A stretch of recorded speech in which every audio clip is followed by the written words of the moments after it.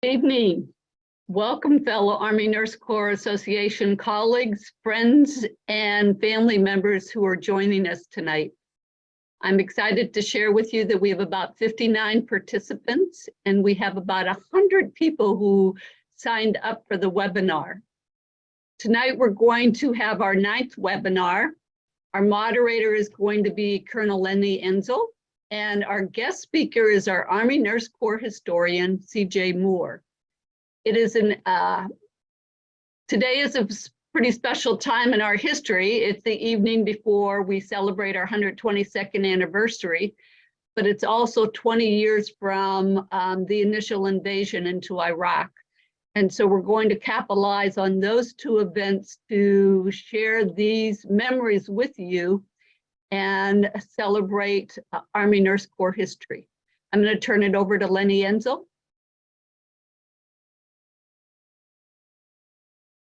Thank you, Karen. Hello, everybody. Thank you so much for joining us.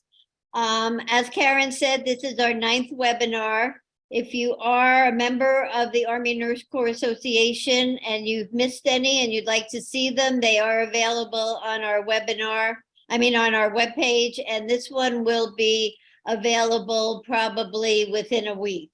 So it's part of our continuing series to try and link the Army Nurse Corps officers, past and present, with our mission, with the ANCA mission, to preserve the past, capitalize on the present, and embrace the future. So right now, it's my honor and pleasure and privilege to introduce my friend of many decades, CJ Moore. We've had several assignments together, and she's just a remarkable woman, as you're going to see. She was a historian before she was a nurse, and she has managed to combine nursing and history, and she's done so many wonderful things in her role as the Army Nurse Corps historian and as the Army Nurse Corps Association historian. So her background is in psychiatric nursing and in education. She was a teacher before she was a nurse, and she served in a number of our MTFs as the chief of education or a member of the education division. She was the commandant at USHUS. And then, as if all that wasn't enough, after her long Army career, she wrote a book. And it's called Mariah Longworth Storer, From Music and Art to Popes and Presidents. And you can get it on Amazon if you're interested in it. She's also working, I think, maybe on another book that has to do with Army nurses and some of what she'll talk about tonight. So without any further ado, I will introduce my friend CJ Moore, Colonel retired Army Nurse Corps, and I'll be back with you at the end of her presentation and we'll work on the questions. So thanks for joining us. Thank you, Lenny. It is an honor to speak with you today. Army Nurse Corps history is replete with stories of bravery and sacrifice in time of war. So let's celebrate the 122nd birthday by listening to the voices of several individuals who served during the first 6 weeks of the Iraq invasion in 2003. They truly exhibited the theme of our celebration: compassionate care dedicated to the health of the nation. These Army nurses were front and center in that dangerous, fast-moving offensive, which involved the largest deployment thus far in the 21st century. Their words elucidate the resourcefulness and the can-do attitude behind the care they provide.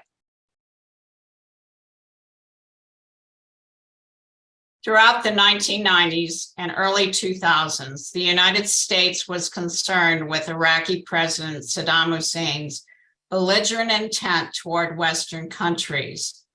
The UN mandated that inspection teams should visit suspected missile production sites to verify this assertion. Despite repeated diplomatic initiatives, the Hussein government refused access to UN inspectors.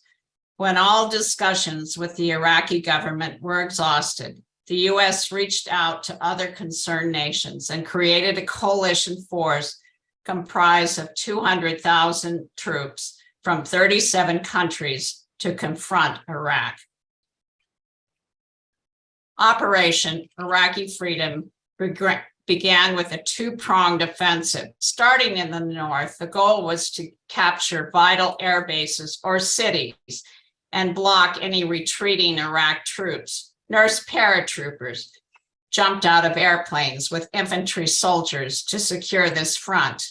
In the south, where most Iraqi troops were located, Army nurses, along with other military personnel, participated in a mechanized blitzkrieg up the Tigris and Euphrates valleys to Baghdad. Interesting demographics show Army nurses were mostly male with 5 years or more nursing experience. This invasion, thus, was supported by highly educated, proficient nurse warriors. Let's start in the north. The photo shows Major Brad West, who is a nurse anesthetist, and Captain Glenn Carlson, who is on the right, an ICU nurse. They were assigned to the 250th Forward Surgical Team. They were selected as part of the advance party to secure Bashir Airfield, a small abandoned airstrip close to the Iran border. On a dark, moonless night of March 26, 2003, the group assembled for the jump. Carlson recalled, "Prior to the flight, we were pretty busy, so there was little time for me to think about the actual jump. But boy, when you got into the flight, that's all you could think about." West remembered how the mission was almost aborted. After our aircraft took off, there was a fire in the wheel well and the viewing area, which was below our legs. We almost got diverted to land, but they were eventually able to get the fire out. 969 soldiers parachuted in less than 58 seconds into Kurdish-controlled territory and secured the airfield. For the next 15 hours, the jumpers fought gooey, sometimes waist-deep mud, rather than the Iraq military. West, who is shown here, described the miserable conditions. "It was the softest landing I'd ever had into cold, cold mud. We were wet and it had snowed. We found our Humvee, which was not damaged.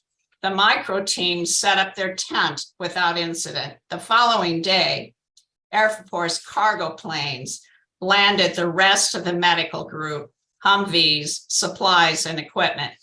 Within 2 hours, the FST set up all their tents and were mission ready. Remarkably, the group evaluated a very small number of injured fighters from the jump. Only 18 patients were assessed, 3 of whom were evacuated. After a few weeks, the 250th tore down and followed units that liberated the oil-rich city of Kirkuk.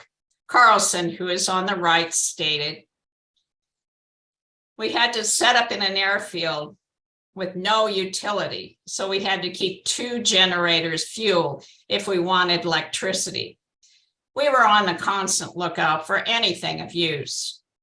We had no running water, but we were able to scrounge around and find enough pipe to tap into a water source. Nothing's better for morale than to be able to wash yourself and your clothes when you can no longer stand your own body odor."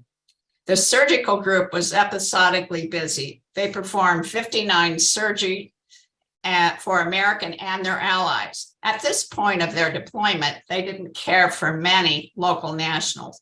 That was not the case in the Southern campaign. In the South, the invasion was staged from Kuwait into Iraq. The coalition focused on capturing Baghdad.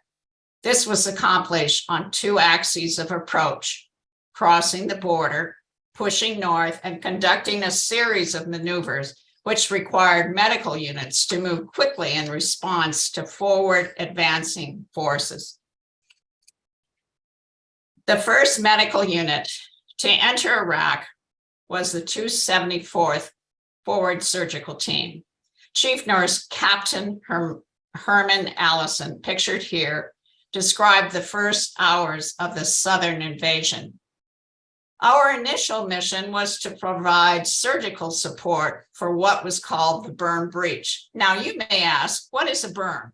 Well, it's a 30-foot embankment of sand. Instead of a fence between Iraq and Kuwait, there were sand embankments or berms. At midnight, on the 20th of March, Allison recalled, we used lane 10, and you can see that in the upper right. I was in the first vehicle, so I was really the first nurse into Iraq. The medical plan was for a surgical team to do any life-saving and stabilizing surgery.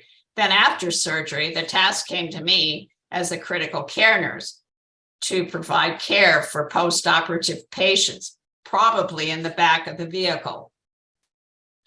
Allison continued, we couldn't believe we were ahead of the pack. All of a sudden, M1 Abrams tanks came from behind us and passed us by. A tanker yelled, get out of the way. The last Humvee of their group passed the message to get off the road and stop. They pulled over and watched as an armada of assorted vehicles rampaged past them on their way to Baghdad. Can you believe there were no medical issues? After all the vehicles drove past their position, the 6-vehicle convoy proceeded north to rendezvous with an MP battalion, Allison recalled. We were ordered to proceed without headlights, yet they hadn't given us any night vision goggles. The road was just a dirt path, really, past 2 or 3 compounds out there. So we hung multiple chem lights off the back of the vehicles, and we had to stay very, very close to each other for fear of getting off track. The small group was fired upon, but nobody was injured. This is Lieutenant Roger Bolu. He gives us another perspective about the berm breach.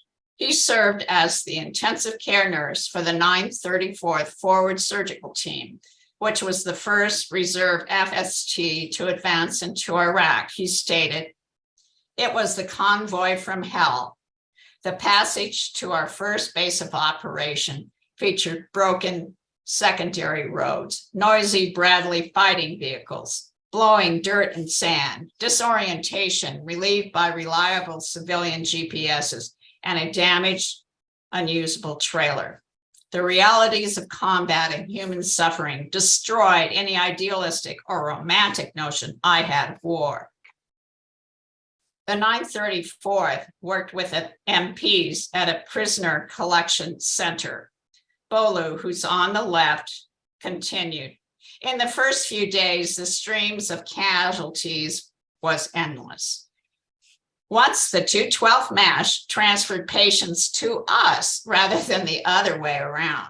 Sometimes I worked 24 hours a day providing care for patients. I took very few breaks and slept no more than 1 to 2 hours at a time. This seemed to go on for weeks. I decided to limit the number of patients to 5 in the ICU.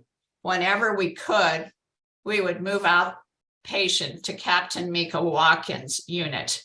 Between both organizations, we had a patient census that ranged from 32 to 44. My balancing care between the living and the dying was real, and just as real were the consequences affecting everyone involved. I guess I can honestly say it wasn't the best care possible and the best of situations, but in the worst of situations as it was, we did the best we could. And guess what? We never lost any patients. The 934th transferred critically injured post-operative and burn patients to the 566th Area Support Medical Company. Captain Mika Watkins, who's shown here both on the left and the center, described the situation. She remembered, quote, by doctrine, we took care of minimal care patients. We had blood pressure cuffs, thermometers, sick call meds, and fuse supplies. When we took their post-operative patients, we innovated and became scavengers. The FST had to give me their morphine because I only had Motrin. Medics from the MPs and Special Forces gave us bandages and some supplies. We did the best we could with what we were given, with very little, if any, support. Once I worked 24/7 for 3 weeks during a major campaign because there was no relief for me. I had a medic rotating, but it was very, very difficult as far as I was concerned. We made it work. The group evacuated 143 patients during these early days. Let's look at hospitals. Early in the morning of March 21st, the convoy of the 212th MASH crossed the border into Iraq. They were the first and only hospital in country until the 86th Combat Support Hospital accepted patients 6 days later. During the 78-hour convoy, Captain Mindasu Soria, who was an OR nurse, recalled her extra duties during the movement. I was in the last vehicle. I convoyed in a wrecker with 2 maintenance sergeants. Anytime somebody broke down, we had to pull over and help. Mostly it was flat tires. This intrepid trio ensured that trucks and Humvees arrived at their designated site to establish the hospital. Who would have guessed that an Army nurse would have served as an adjunct mechanic? Oh, by the way, the photo on the left shows a lab tech who displayed signs, Baghdad or bust. This is a favorite of mine. This went viral all over the internet in 2003. Today, you can still find it. Weather conditions were horrible. The staff set up the hospital amid a 3-day sandstorm. That was the worst in 30 years. 2 soldiers went outside to relieve themselves and got lost. Luckily, 2 days later, they were found and returned to the hospital. Patients arrived almost immediately. Captain James Ramus, an ER nurse, described how they arrived. We heard helicopters circling the compound during the night. The helicopter landed outside the main gate. The medic ran up to the EMT door and yelled, "I've got patients, I've got patients," and I yelled back, "Where did you guys land?" And he responded, "Out there somewhere." He pointed off in the distance. I didn't even see the helicopter. I said, "You need to move over to the landing zone." So I waved toward the landing zone. The helicopter landing was right outside the front door. I almost got landed on by a helicopter. The hospital staff secured their own perimeter. That meant enlisted soldiers were pulled from patient care, the laundry, and other support services to guard the small, isolated organization each day. However, Major Stephen Link, the head nurse of ICU 3, stated, "I felt as comfortable with a rifle as I did with an IV catheter.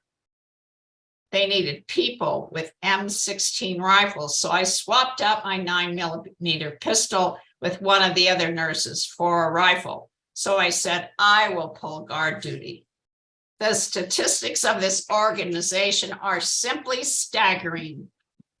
During its 25 days at this location, 701 patients were treated, 394 were admitted. The average turnover in the ICU is 150%. Patients stayed around, about 20 hours. The highest numbers for a 24-hour period were 56, admitted 65 transfers. On 2 occasions, the hospital expanded by 25 beds. Chief Nurse Major Suzanne Richardson, you can see her in the upper right, kind of in the background, described how they handled patient surges. We set up cots, pulled medical equipment from some of the wards, and shifted LPNs and medics from each of the ICUs to care for less critically ill patients. They weren't the only ones to rally to support the latest admission. Captain Joe Wilson, you can see him on the lower left in the front, who was a critical care nurse, remembered. Those casualties who could move helped us by giving up their cots. And after they gave up their beds, they helped us put cots up for other people. They joked, "I've got 2 cots set up. You only have 1, hoo-ah," as they laugh with others. So it was touching. Many had never seen dead or broken, battered or muddied, bloodied or burned, young soldiers whose body were often embedded with glass, vegetation, or shrapnel. Major Rhonda Newsom, who's on the top left, remarked, "You know, there's no amount of preparation that got you ready for that." These soldiers we saw, they were young soldiers. They're not people in their prime. And then you throw on it people who are hungry and tired and dealing with the elements. It made it much more difficult. So how did they face these challenges? Some nurses actually were inspired by their patient. Captain Greg Hub, who's in the center, explained, "It was amazing, some of the fighting spirit of some of those guys. We had one guy who came in, he had a bullet, an AK-47 round that went right through his arm, through to the other side. Didn't hit anything. He asked, 'Do I have anything broken?' 'No,' I responded. The next morning, he said, 'Hey, nurse, I want to go back to my unit. I want to get back there and get up to Baghdad.'" They were very amazing. It was also satisfying to intervene directly with families back home. Captain Nina McCoy, who is on the right, described the situation. There was one guy who tried to get in touch with his wife. He was blind, so I relayed messages back and forth. I ultimately told him, "Laura says she loves you. She said she felt the baby move." He started to cry. He told me that he was really worried about his buddy because they made a pact that they wouldn't leave each other. But after he got shot, his buddy lay on top of him to protect him. And he told the injured soldier, "Just take care. It's okay if you go." Major John King, an anesthetist, described the teamwork in the OR. When a 56-year-old man was bleeding out of every orifice, there were 4 anesthesia providers trying to save him. I was running for blood, coming back, hanging it, and then with my hands squeezing the blood into his veins. Dr. Hurst was also running back for blood, getting blood samples, taking them to the lab to see what the gentleman's hemoglobin and hematocrit were. Major McDaniel got the code drugs ready. Although Barry Vance was the primary nurse anesthetist assigned to the patient, there were actually 4 anesthesia providers there at the patient's head, all doing something to try and optimize the patient's anesthesia care.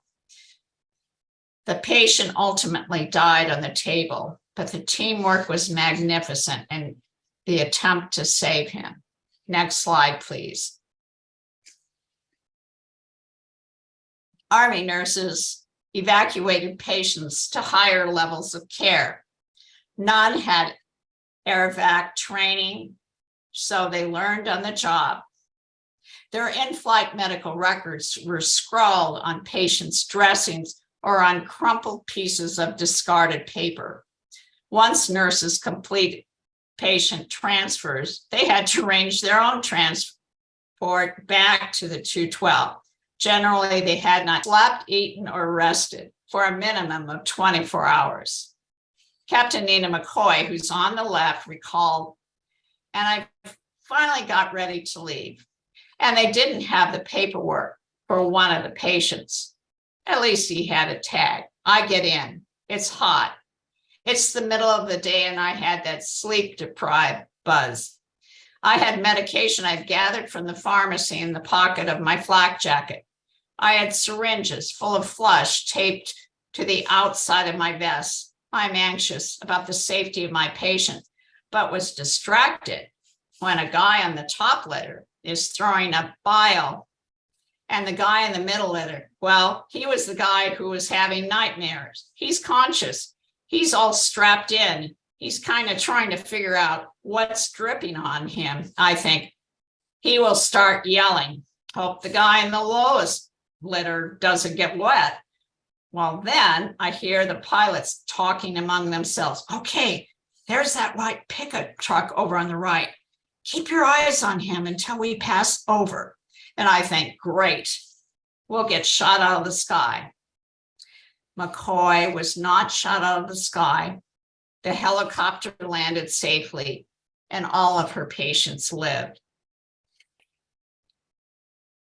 Some used their talents to the delight of their tent mates, the staff of the hospital, and to the Army at large. Major Scott McDaniel, who's on the left, a nurse anesthetist, amused the staff with his leadership in the unit's field sanitation. He decided that they would have the best and the cleanest outhouse in all of Iraq with an international flair. From Germany, where he was assigned, he had, quote, people scratching their heads when he bought 23 toilet seats from a warehouse. From the United States, his father sent several extremely pungent insecticide and fly baits to fight the atrocious insect population. After flying into Kuwait, he acquired wood and built, quote, a latrine system, basically a classical seating design. It had 3 sets of 3 toilet seats.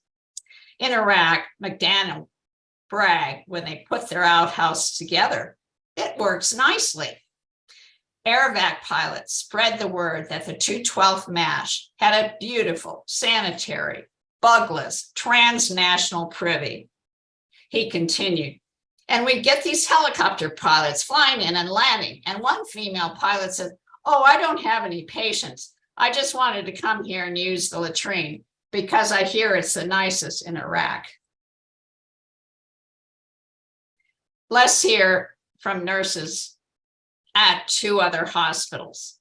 On March 27th, the 86th Combat Support Hospital sent out a request for additional nurses because the organization received 81 patients by air and ground transport in 2 hours. This proved to be the largest number of patients admitted at one time since the Tet Offensive in Vietnam. Less than 24 hours later, Captain Denise Beaumont, who is pictured in the lower left, was sent as OAC of a 9-member team from the 155th Field Hospital in Kuwait. Her description is harrowing. Patients were all over the place. There were dead bodies outside the back of one tent. We had been told we'd provide care for prisoners on a minimal care ward. This could have been nothing further from the truth. Nearly 80% of our patients that we cared for had severe casualties, and they were Iraqi civilians and internees. Many required complex dressing changes and IV antibiotics. The majority were housed in tents. I supervised inexperienced nurses, many of whom outranked me or worked in other specialties. Most of the nurses did well with advice and training, yet one nurse was unsafe. I requested that that individual be sent back to Kuwait. That request was denied, so I had to watch that nurse carefully. Ultimately, Beaumont and other personnel returned to the 115th by mid-April, after most of the Iraqi patients were transferred to the USS Comfort.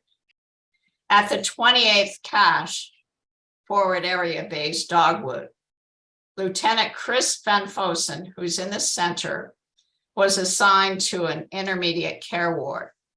The staff worked 12-hour shifts with every third day off. He stated, "We knew how to take care of patients efficiently.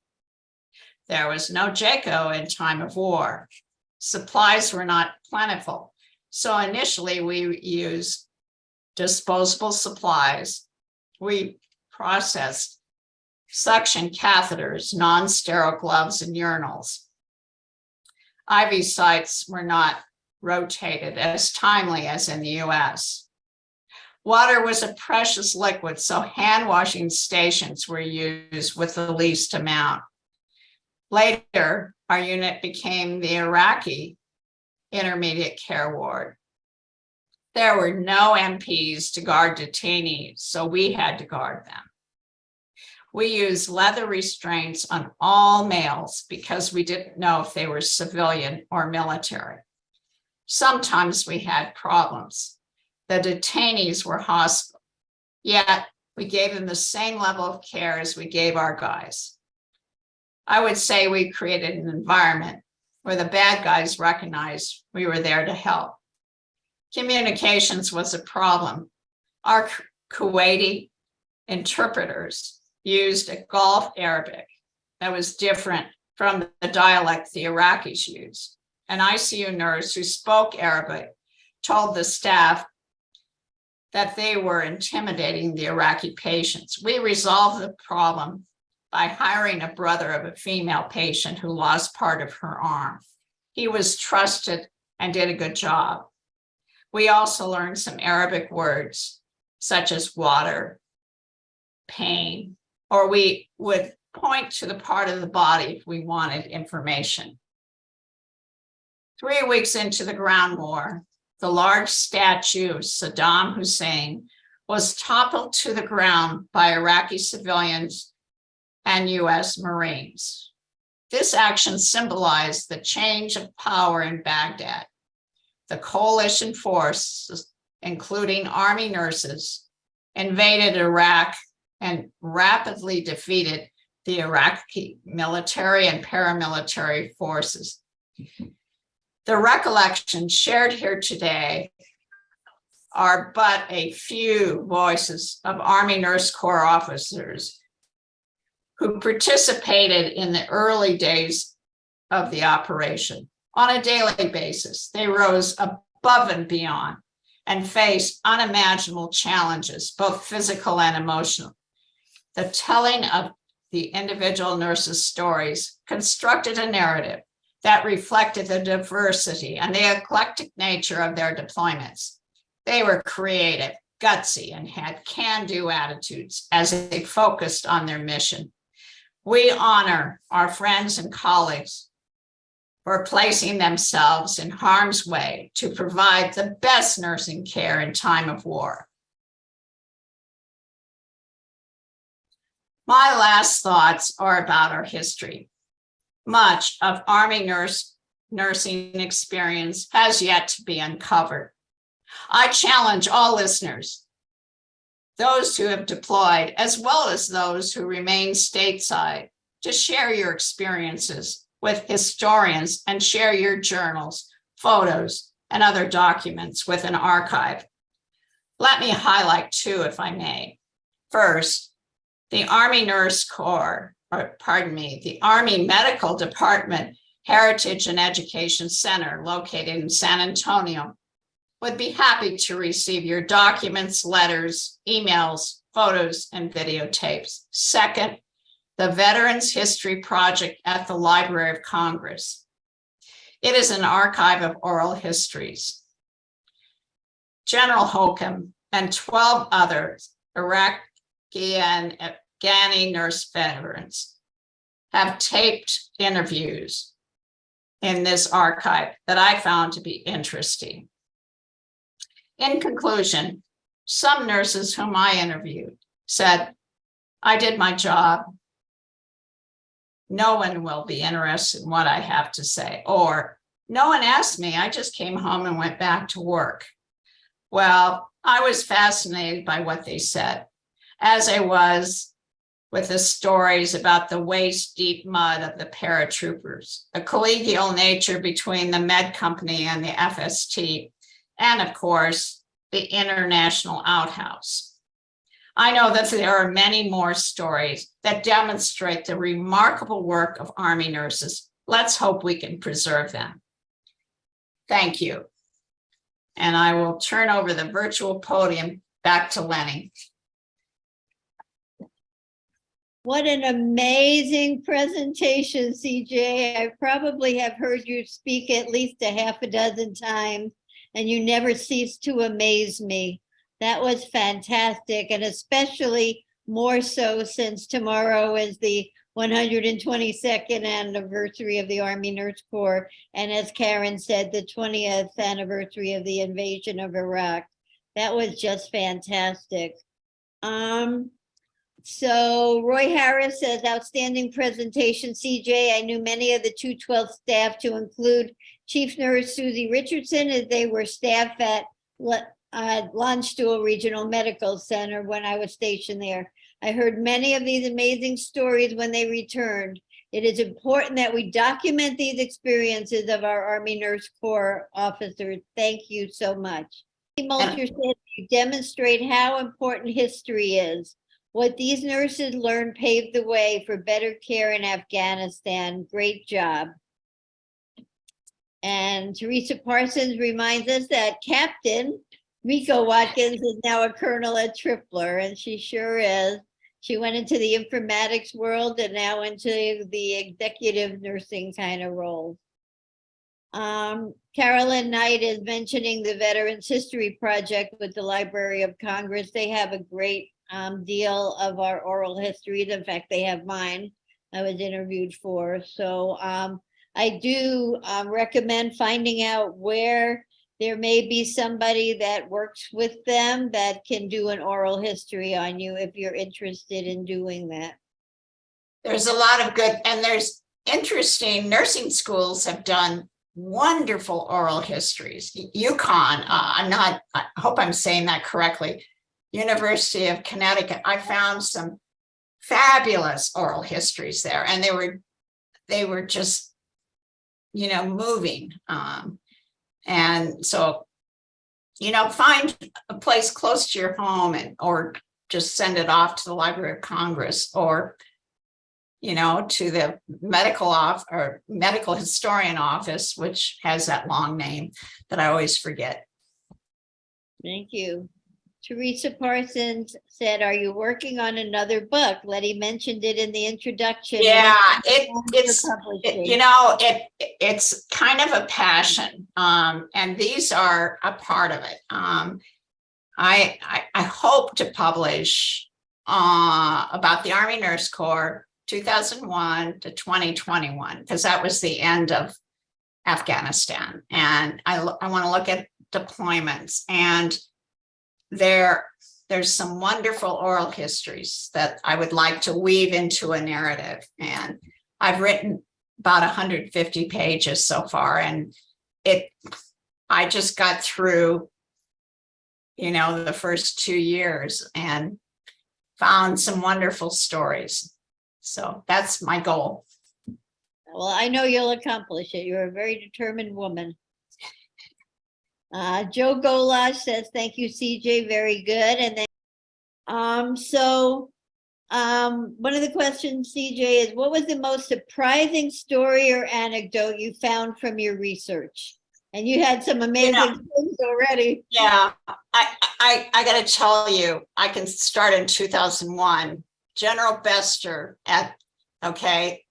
he goes to the Surgeon General's office. They have their normal meeting, and he's coming out of the building, and he's going to head back to the Pentagon where his office is, and he sees a plume of smoke, and then he sees another plume of smoke, and he said, gee, that's close to the Pentagon. So he tries to call the colonel that worked for him. Couldn't get through. He thought something's up, so he turned around, and it was just like a picture, the way he discussed that. I've got a lot. Mark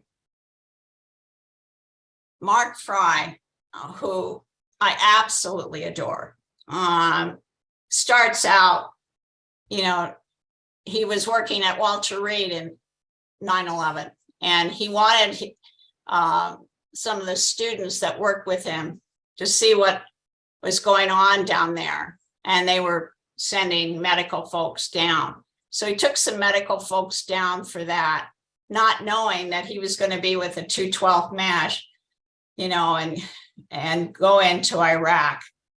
One of his stories to me was for his last deployment. It was in Afghanistan, and he was on a NATO base, primarily run by the Brits. And, you know, they're part of this big group, and it was great, but he decided he was going to post the colors once a day. So he and his NCOIC would go out there, and the Brits just thought, this is a hoot. You know, what is this Yank doing out there? And he kept doing it, did it the second day, the third day. And by the end of the week, they stopped razzing him, and guess who joined him at the flagpole? They raised their flag, we raised our flag. So I just thought that was a great story. And I'll share one more. This is in Afghanistan, okay? The first combat support hospital to go in was the 339th, I think, combat support hospital. Colonel Donna Hershey was the chief nurse, and she told me she worked every single day of that deployment, and I believe it. She kept notes of what was going on. And one day they took care of a patient who spoke English, perfect English. Turns out he was a Canadian, but he was fighting for the Taliban. They brought in, he had problems with his vision. So they flew in a surgeon to help try to save his vision. Fast forward, because he was a prisoner, they turned him over to the MPs.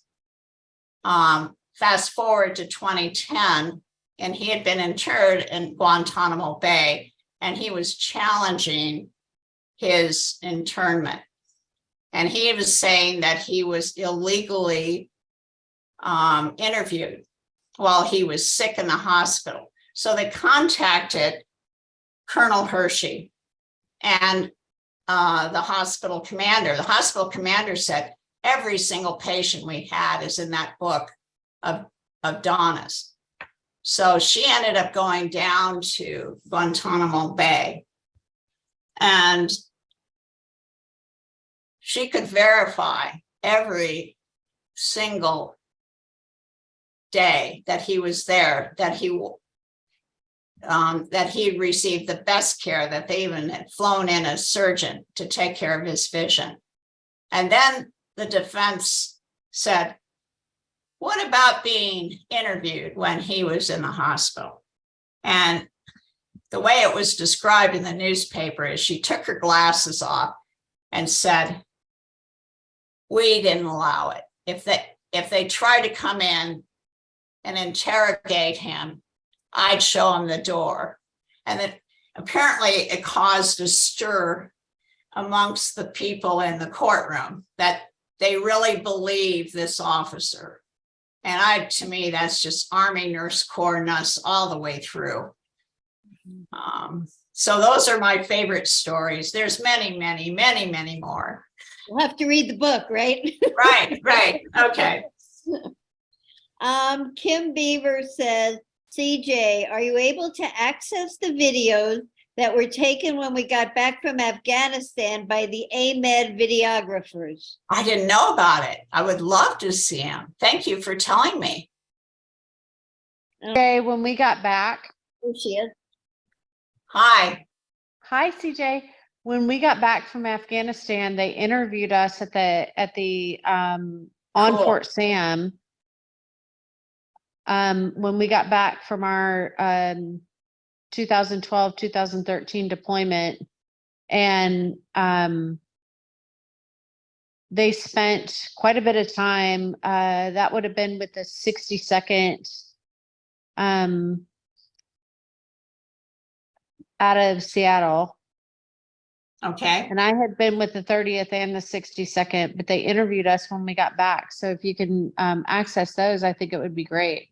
because, there's a very few oral histories after 2010. So that's really good to know. Thank you very much. You're welcome. Thanks, Kim. Let me see. I think we have time for another couple of questions. This one is, why were there more male nurses than female, and is that accurate? And as an add-on to that, there's also a question about why were there no female nurses attached to the FSTs? Okay. And early on in my slides, I mentioned that there were more males and females deployed. And I didn't believe that. I had read a study out of Fort Bragg that said that. And I thought, this isn't right. And then I thought perhaps they included enlisted in it. I did a FOIA and got HRC data from 2001 to 2014, I think it was. And in each year, there were more males deployed than females, which I thought was extraordinary. I didn't know that. And some people that I've talked to said that perhaps that's because it's aggregate for the National Guard and Reserves, where there are more males than females. I don't know if that's accurate, but it just is interesting to me that the way Army nurses have been depicted is that we're a female group predominantly, and this didn't support that. So I thought that was unusual, and that's why I presented it. Now, just to answer the second question about the FST, there were females attached to the FST. In fact, the one that parachuted into northern Iraq, they had a female OR nurse that loved to jump, by the way, but she got married and she had a baby and she couldn't deploy. She did join them like 4 months later when the OR nurse had a family issue at home that he was pulled out for. So that it just so happened the group that I was able to interview for the first 6 weeks were several guys. So Okay. And I'll ask one last question and then I'll turn it back over to Karen Gautzman. How many hospitals or slices of hospitals were deployed? initially, okay, first off, there's no order of battle for Iraq and Afghanistan. It would be nice if you knew when, organizations came over and when they left, where they were sliced to. As far as I could determine, and again, I could be wrong on this, there were 5. Of course, there was the 212th, the 86th, and then you had the 21st and the 28th, and they split into 4 places.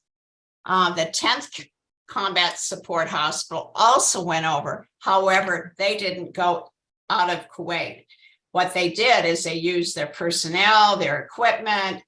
One nurse said we cannibalized the 10th Combat Support Hospital. Take it for whatever you want. But I know a nurse that was attached to them. Her name is Kate Van Arman now, but at that time, I think it was Kate Cash. And she was originally supposed to go with the 10th, and she ended up at one of the other hospitals. And they were grateful to have her. She was crackerjack ICU nurse. Yeah. Jane Rutledge says, CJ, this is great. Reserve unit FST said female nurses and nurse anesthetists. And I was wondering about, I know you'll do a lot more research, but I was wondering about the AOCs that you use in FSTs and some of those, if those might be more male heavy than female. It'd be interesting to learn more about that. Yeah, and it's kind of a hard thing to, okay, I've presented this before and it was all civilian. And they said, oh, they didn't let the women go. And I said, no, that's not the case. I said, if you have the skill set, you go, you know. And so I don't know why. It's just, I replicated a study, I came up with the same findings. So it's one of those conundrums, as they say. And I find it interesting too. I think we've taken, what I really love about the Iraq and Afghanistan war is we've taken gender out. We're not Hot Lips Houlihan. We're not, you know, the angels of mercy and all that kind of stuff. We are competent health professionals. You got the skill set, you go. So I just love that about being able to talk about that in the war, because Go ahead. that's it. Mary Jeff. Kay Powers has a question, and I think I know the answer, and it actually answers one of the other questions that I have, and that is, what about the 31st cache out of El Paso? And I think maybe it's because of, you're talking about a very specific time frame, right? Right. They went over later. And I know I left out many other nurses who deployed at that time period during that 6 weeks. I just selected the ones that resonated with me. So, and there are many, many more that are just as wonderful though. CJ, thank you. As you know, I was in Iraq, but the information you shared with us this evening for me was enlightening. And I'm humbled by the experiences, the professionalism, and the soldier, I'm not sure the word I want to use here, but just am humbled by the information you presented to us and what they were called to do. It took me back to some of the readings I had recently in terms of our colleagues in Vietnam. So thank you for this presentation. Thank you for that information. As I said, I'm just humbled by the folks who went into Iraq before 2004 when I went in, and their contributions. Significantly different experience what I had. As I mentioned earlier, Lenny mentioned earlier that we did decide that we wanted to give a giveaway. And I believe Jean Truscott, I think that's how we say her name, is our winner tonight. I have your address as San Antonio. And if that is correct, I will be sending you a gift in the mail to thank you for your participation and for your engagement tonight. Lenny, I would like to thank you as the moderator. You always do a phenomenal job. CJ, there was hours and hours of experience, hours and hours of oral history taking involved in your presentation, your summation that you gave us tonight. Thank you. We are greatly appreciative of your time and effort, and the fact that you continue to serve as our historian. I know that you've considered stepping back, but it is an honor to serve with you in the Army Nurse Corps Association. To all of our participants, you made this day great for me because we had up to 76 participants at any one time. And that's a milestone for us as the Army Nurse Corps Association. I challenge the people, if you find this to be fun, share some of your own deployment experiences. And the people in the United States, that's a part of the milieu of war. Please share your experiences because you helped out a lot too. Okay. Well, I think we've come to a close of a fantastic webinar. I can't thank CJ enough for all the work she's doing and for this presentation. And please stand by for April. We're working on a couple of great speakers, and we'll be ready to put out more information about that pretty soon. Did you have anything else you wanted to say, Karen? Just thank you to everybody, and to everybody, thank you for your service in the Army Nurse Corps, and I wish you a wonderful 122nd anniversary celebration. Have a good night. Thank you, everybody.